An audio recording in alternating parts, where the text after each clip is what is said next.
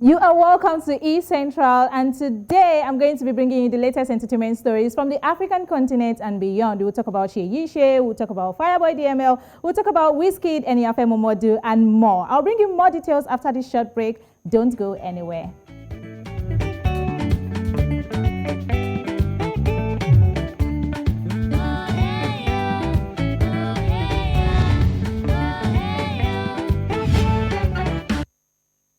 Welcome back to East Central. Now, the US-based National Association for the Advancement of Colored People, or NAACP Image Awards, which honors outstanding performances in film, television, theater, music, and literature, has announced its list of nominations. The 53rd Annual NAACP Awards will be hosted by Anthony Anderson and will have no audience like some awards have chosen to do, due to COVID, of course. Nigerian artists have found themselves competing in the Outstanding International Song category along with others.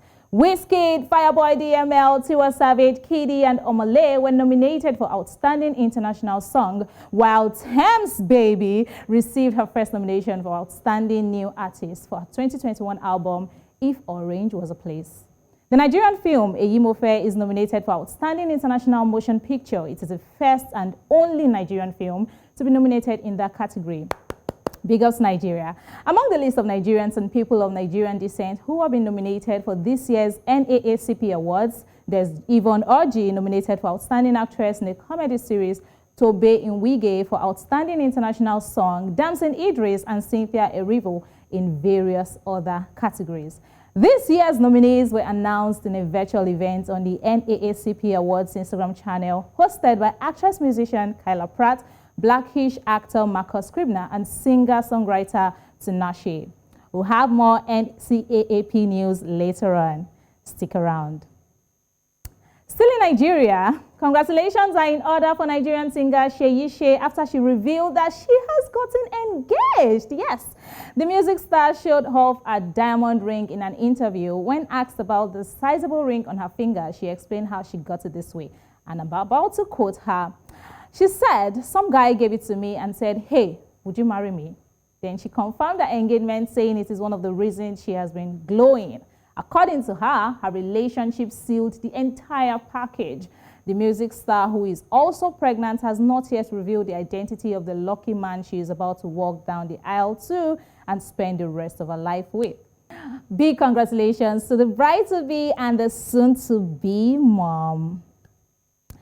Still in Nigeria, popular Nigerian fashion and media creative, editor and writer Enya Femina Vogue has officially announced his Vogue feature. Oh, that's a very big one. In a post on his Instagram handle, he said, "Earlier today, as I was drafting what would have been a very different caption to celebrate the release of my Vogue magazine feature with you all, I learned of the passing of one of the fashion industry's most iconic personalities, who was a personal inspiration of mine and quite literally the inspiration behind this particular photo shoot. While I deeply contemplated whether or not I should go ahead and post this today, I decided I would go ahead, as these photos no longer just reference King Andre, but will forever stand as my final tribute to him before his passing. Thank you, Andre, for paving the way. The world would not be the same without you. R.I.P. Andre." The feature piece reveals a lot about his style. While still paying respect to his mentor, Andre Leontali, he says, "There's a certain ease of movement that I try to convey through my style, which also speaks to my personality. I don't subscribe to the belief that fashion is pain. Comfort can be very stylish, okay? For me, what I wear is not really about how I look. I am far more concerned with the message behind what I am wearing. We are riding this Nigeria to the world wave still, and I am here for it. Nigeria to the world." All right, asking the wrong questions can definitely lead to trouble here. In South Africa, the host of Podcast and Chill got an interview with internationally acclaimed singer Ari Lennox. But now Mark G is facing heavy criticism for the controversial conversation where he asked her some crude and unexpected questions. After the interview clip surfaced on Twitter, South African social media users were outraged and have denounced the media personality for his line of questioning. The Podcast and Chill host asked Lennox an intrusive question about her sex life, which she was visibly taken aback by. He went further and said he would teach her how to say she wants him to have sex with her inventor. Ooh. Swift did not take the conversation well, especially noting the artist's discomfort. However, Mark G responded by slamming critiques of the podcast. He said that people have been trying to cancel the show for years, but we are uncancelable. He added that he creates content that his fans like, and that is who he listens to. The podcast host had earlier gotten into legal battle last year with Amanda DuPont when her ex, popular hip-hop artist Job, appeared on an episode of Podcast and Chill describing in almost graphic detail his alleged sexual relationship with the actress. Weird right now. Is someone good right now? Oh my God! Whoa there.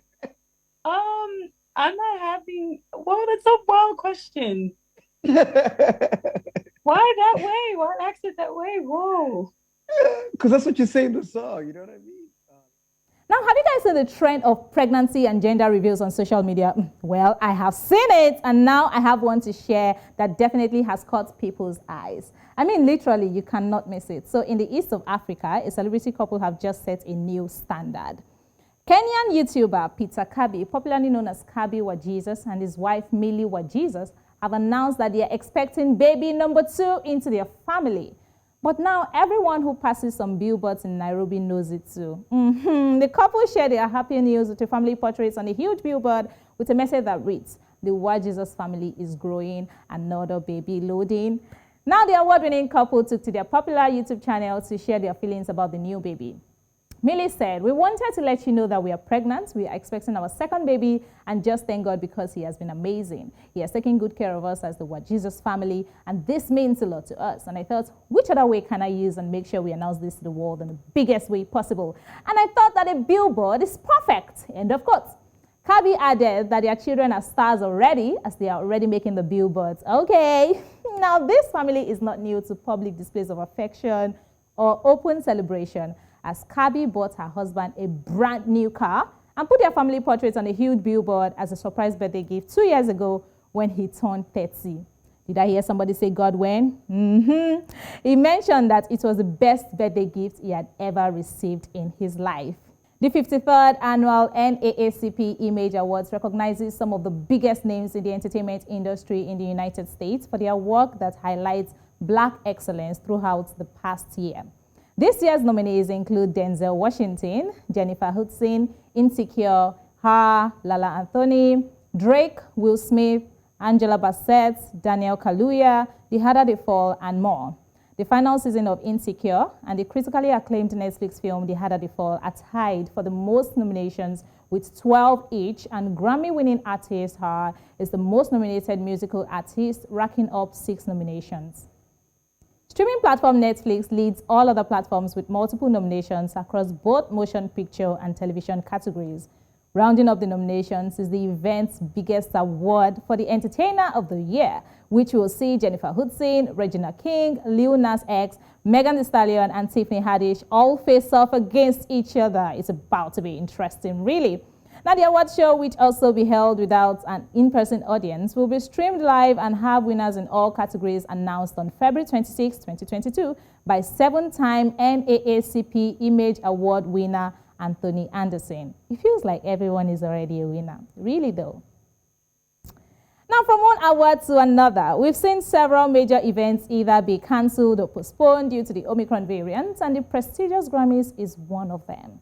Sadly, the 64th annual Grammy Awards ceremony has set a new date and a new location, but one thing has not changed from last ceremony, and it is who will be hosting the awards. The award show has been postponed from its January 31 date due to concerns over the Omicron variant. It has been announced that the show has been rescheduled and will now broadcast live from the MGM Grand Garden Arena in Las Vegas on Sunday, April 3. The show, which will be taking place for the first time in Vegas, will air on some other streaming platforms. This year's award will see Trevor Noah return as host. Additional details about the dates and locations of other Grammy events, including the Grammy Awards premiere ceremony, Music Guest Person of the Year, and the pre-Grammy Gala, will be announced soon.